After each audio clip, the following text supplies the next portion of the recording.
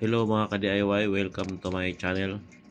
For today's video mga ka-DIY, no, pakita ko sa inyo yung gulong natin, no, ng e-bike. Ayan na flat. Ayan, sa mga gumagamit ng mga tire sealant mga ka-DIY, no, panoorin nyo to hanggang dulo kung gugustuhin mo pa bang gumamit ng tire sealant mga ka-DIY, no. Dahil ganito ang mangyari sa rim nyo. Ayan guys, so ganito mangyayari pag nilagyan ng tire sealant. Ayan o. Ano, pag na-expired na yung tire sealant to, ayan o. Ganyan ang mangyayari. Ayan o. Dahil yan sa tire sealant. Ayan, ganyan yan. Ayan o. Tapos ito dito magbabara yan. Ayan, magbabara yan dyan. Yung pito na yan. Magbabara.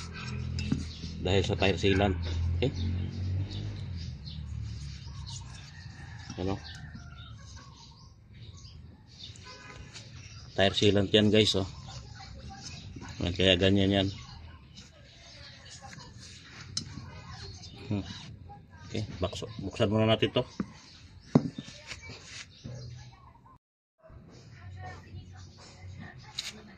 Ayan, ito guys.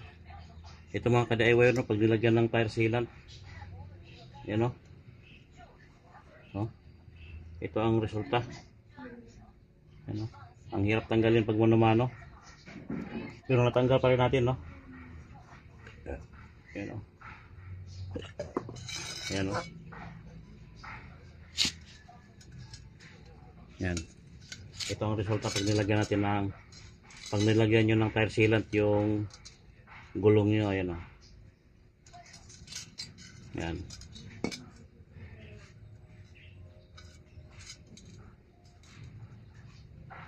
Simula binili ko to guys, second hand. Hindi ko pa napalitan ng guma to, ngayon lang. Kasi sumisingaw na siya. Yan. Yan lang yung ginawa ko dati. Ayan yung sa hulihan. Pero itong sa likod, itong sa harap, hindi ko na ginalaw siya kasi okay naman. Kaya lang may tire sealant pala. Ang hirap tanggalin. Nakadikit. Ito. Ngayon subukan natin, tanggalin natin to. Linisin natin to. Pati to. Ay! Okay lang. Ayan na guys, malinis na yan, no? Kaya lang yan ang nangyari, ano? Ayan o, mga butlig-butlig na siya.